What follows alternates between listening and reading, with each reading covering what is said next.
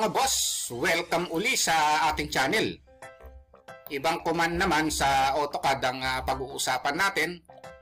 Kaya lang mga boss, bago tayo mag-umpisa, kung bago pa lang kayo sa maliit pa lang nating channel, huwag niyo po muna sanang kalimutang pindutin yung subscribe.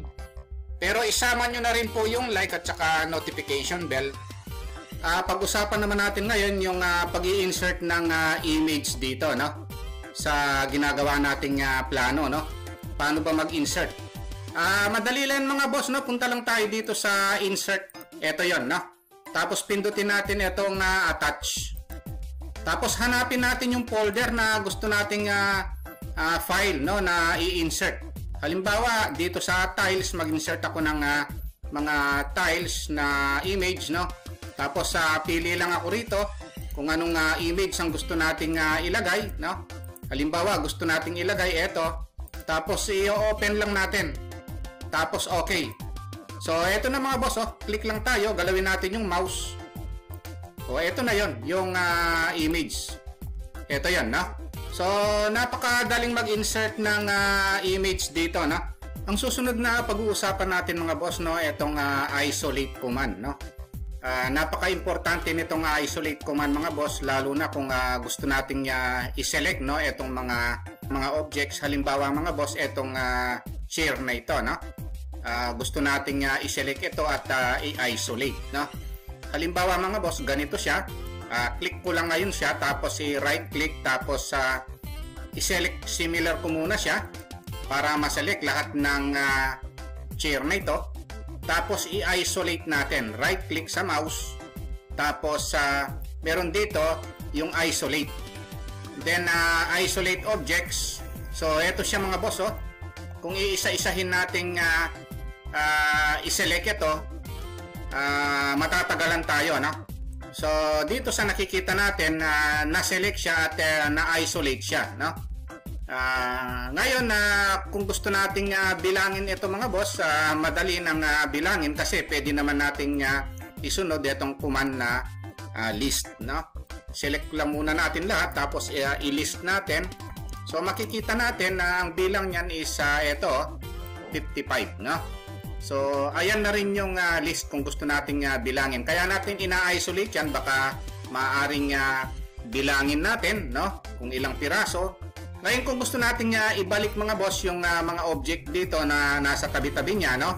So pwede nating i-right click, tapos isolate, tapos end object isolation. So mababalik yan, no? So pag-usapan naman natin ngayon itong hide, no, dito sa isolate command, no? Meron siyang hide option, no? Select ko muna siya, tapos right click, isolate. O subukan naman natin ngayon itong hide object. So itong selected na ito, ma-hide siya, no? Kung gusto nating i-hide yung mga object na hindi sagabal dito, select muna natin, tapos right click, isolate, hide object. Ayan, no? So ngayon kung gusto nating ibalik sa dati, right click, isolate, end object isolation, no? So ayan, so balik uli siya, no, yung mga hinide natin, no? Okay, ang susunod na command na i-discuss natin, no, ito namang point type or p-type, no?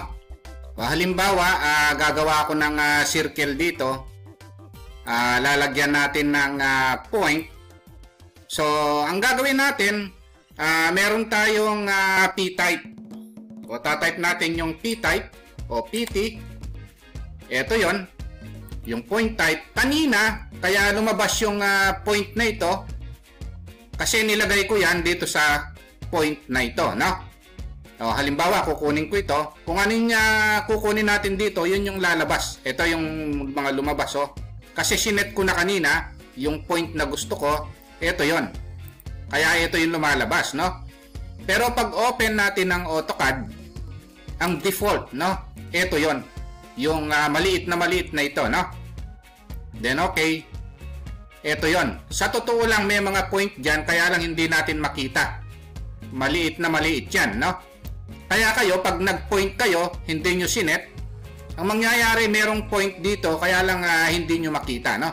Kagaya dito sa circle na ito, pag nag-point ako rito, may lalabas na point dyan pero hindi natin makikita. Yan yung default, no? Kaya dapat pag nagpo-point tayo, iset muna natin yung point type, no? So, PT. Tapos, iset muna natin dito kung anong gusto nating point, no? Halimbawa, itong X lang na ito, then okay. O, tapos, magpo-point na tayo rito. So, ang point na PO.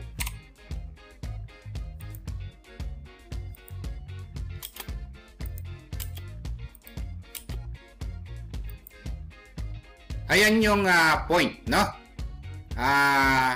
Ang mangyayari kasi pagka kayo, ang ginawa nyo, nag-point kayo ng tuloy-tuloy, ganito ang mangyayari.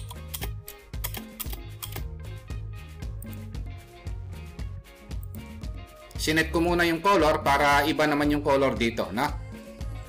Kung ang default niya, point type, ito yung default. Pag open nyo ng AutoCAD, ito, no? Ang mangyayari, magpo-point kayo.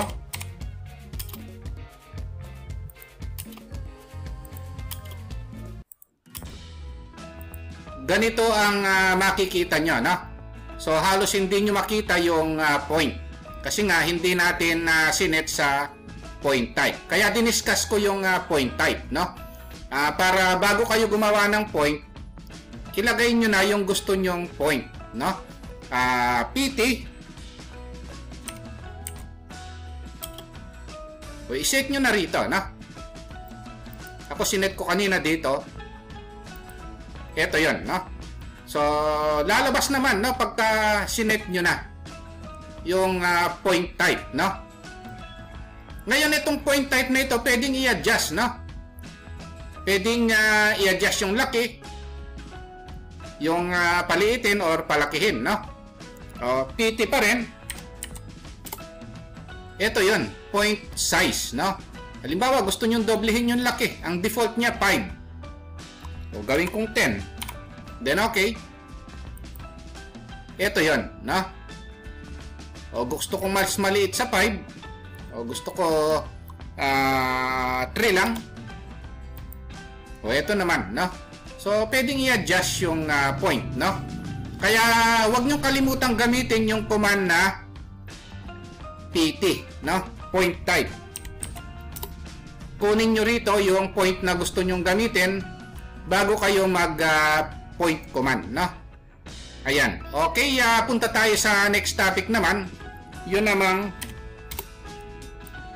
break, no? Subukan natin yung break. Halimbawa, meron akong rectangle dito. Gusto kong alisin yung isang side ng rectangle, no?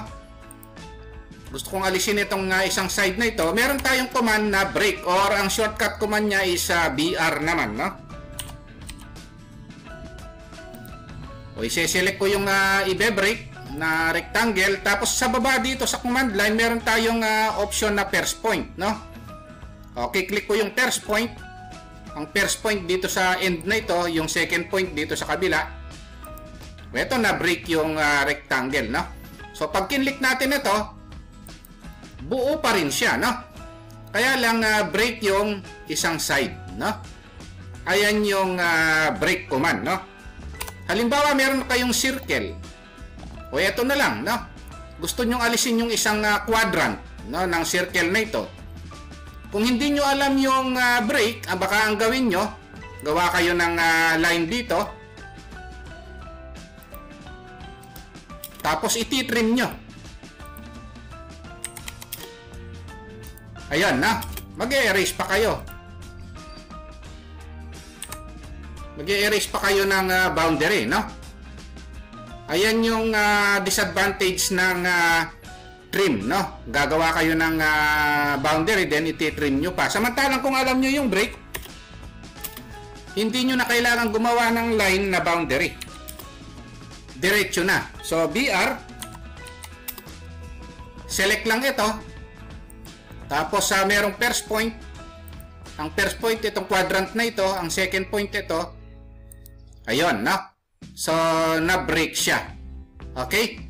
So wala nang line na boundary para i-trim. So diretso na. Parang ganito sa line, no? Kung sa line natin na gagamitin. Halimbawa, may line tayo rito.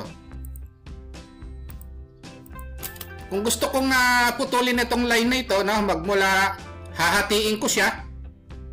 So kung hindi natin alam yung break, baka gumawa pa kayo ng line na isa pa para maging boundary. Tapos ise-select nyo yung mga line, tapos tatype nyo TR o trim, o i-erase nyo pa yon. Gagawa pa kayo ng boundary, i-erase nyo pa, no? Samantalang kung break, mas mabilis. Okay, so BR, select ito, tapos may first point sa baba, ang first point sa kabilang dulo, ang second point kung sa gitna nyo i-click. Ito na yon, no? So nahati yung line. So ganun ang break, no? Mas mabilis siya. Kung nagustuhan nyo po yung naging topic natin, wag nyo po sanang kalimutang pindutin muna yung subscribe, no, dito sa maliit pa lang nating channel. Isama nyo na rin po yung like at saka notification bell. Thank you very much at God bless po sa inyong lahat.